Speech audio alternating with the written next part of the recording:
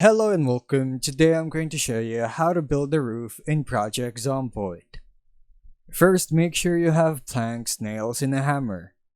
Assuming you already have a roofless house built, you need to build stairs to reach the second level. Right-click on the ground, go to Carpentry, and choose Stairs. Place the stairs with its top end adjacent to where you want the roof to be built. Once the stairs are finished, walk up them until you find a single floor tile at the end.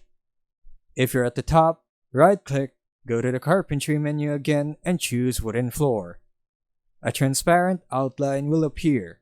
Move the outline over the open space above your building and next to the floor at the end of the stairs. Then click to place it there. Each wooden floor tile you place at the height will act as a roof for the structure below. Continue placing wooden floor tiles next to each other until the entire top of your building is covered. When it's done, you can destroy the stairs right after for a proper finish through the cabinet icon on the left and selecting Disassemble, as long as you have the required tools. And that's how you build a roof in Project Zomboid. Thanks for watching.